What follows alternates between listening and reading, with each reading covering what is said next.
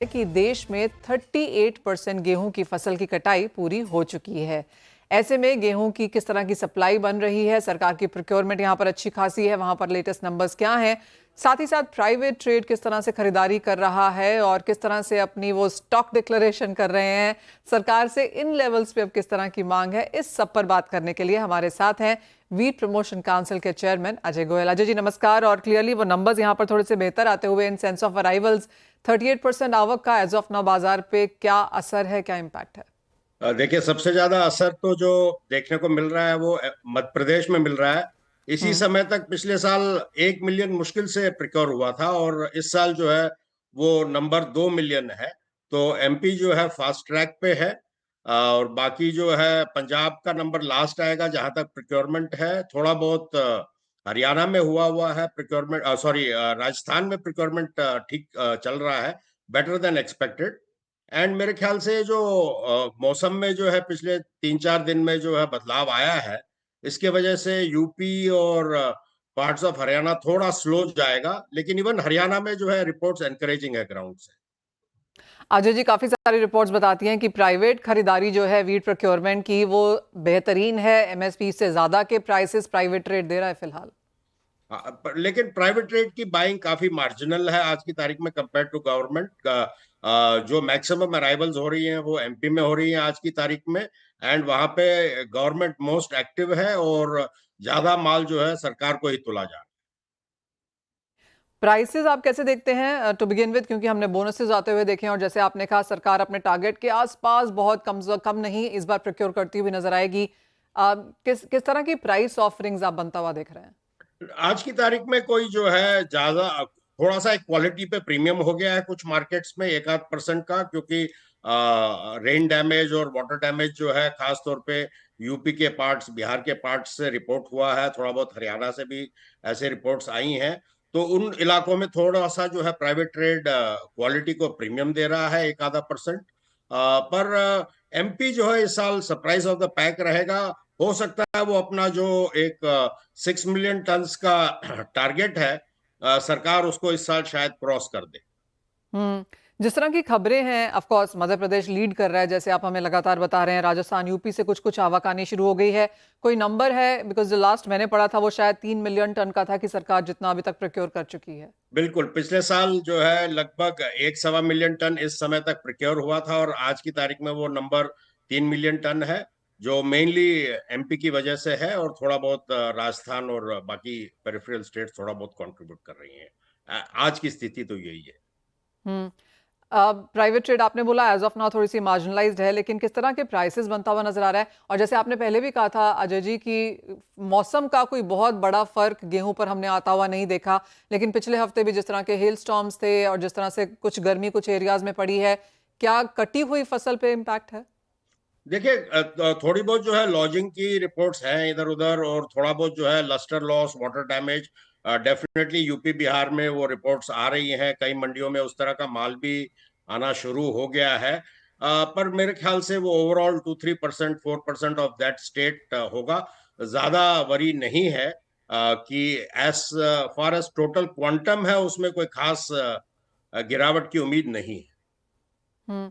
Ajay ji, demand के ऊपर एक सेंस लेना चाहेंगे, एज ऑफ नाउ किस तरह से दिखती है?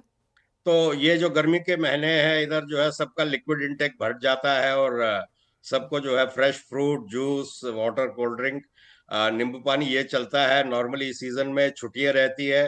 तो ये इस तरह के जो है कॉन्वर्सेशंस में कई सालों से सुनते आ रहा हूँ कि हम्म। अनटिल अभी जब सावन आएगा, बारिशें गिरेगी, तब असली डिमांड जो है वीट प्रोडक्ट्स में आनी शुरू होती है। अब जो है डिमांड लो लेवल पे ही रहती है इस टाइम पे। लेकिन डेफिनेटली इस टाइम पे स्टॉकिस्ट की डिमांड रहती है जो उस मार्केट को सपोर्ट करता है। तो स्टॉकिंग के लिए जो है डेफिनेटली थोड़ी बहुत डिमांड चल रही है। अजय जी, हम यूजुअली देखते हैं कि by the time third quarter calendar year का आता है तब एक बात होनी शुरू होती है कि मांग बेटर है, सर्दियों से पहले का समय है, जो खरीदारी होनी होती है वो भी यहाँ पर हो चुकी होती है। जिस तरह की फसल की हम उम्मीद कर रहे हैं और जैसा सरकार प्रोक्योर कर पाएगी, आप कहेंगे ये साल उस तरह का प्राइस स्पाइक अप शायद नहीं दिखाएगा?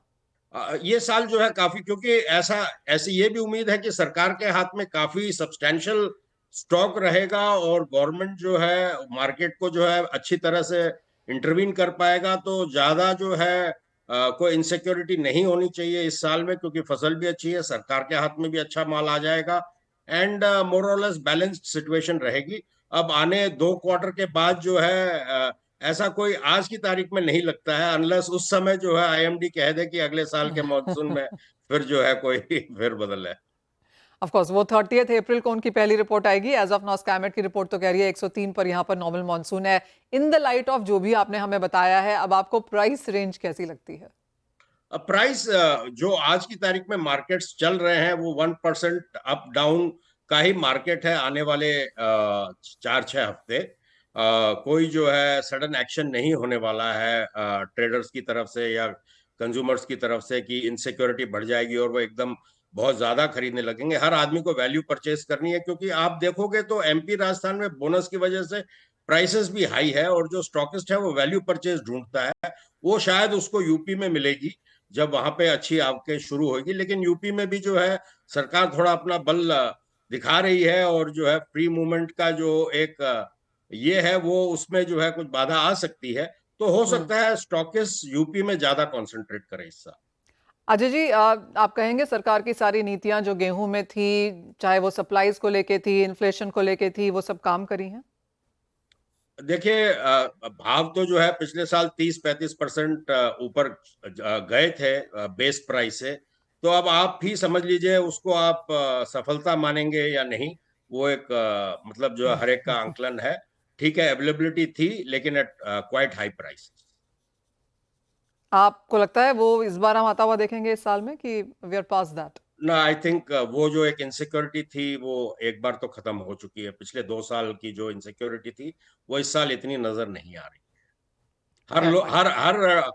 हर वर्ग अपना इंतजाम करके चल रहा है कुछ इस साल। ऑलराइट। अजय जी, बहुत शुक्रिया साथ जुड़ने के लिए। तो क्लियरली पिछले 2 सालों के कंपैरिजन में काफी बेहतर साल एज ऑफ नाउ ये लगता हुआ। ऑफ कोर्स अर्ली डेज हैं, अभी भी बाजार में आवक जारी है, और जैसे हमारे को एग्री मिनिस्टर ने बताया भी कि सिर्फ 38% अभी तक आवक आई है, लेकिन जितनी भी आवक आई है, जिस तरह की खरीदारी प्राइवेट ट्रेड और सरकार की तरफ से यहाँ पर बनती हुई नजर आई है, ऐसा नहीं लगता कि कोई बहुत बड़ी इनसिक्योरिटी गेहूं को लेकर फिलहाल इस साल में देखने को मिलेगी। लेकिन एज एन सारी एग्रीकल्चर कमोडिटीज ऑफ कोर्स यहाँ पर मानसून पर एक जरूर जोरदार नजर बना के रखेंगे। एज ऑफ नाउ हम जानते हैं कि नॉर्मल मानसून देखने को मिल सकता है। वेल, गेहूं की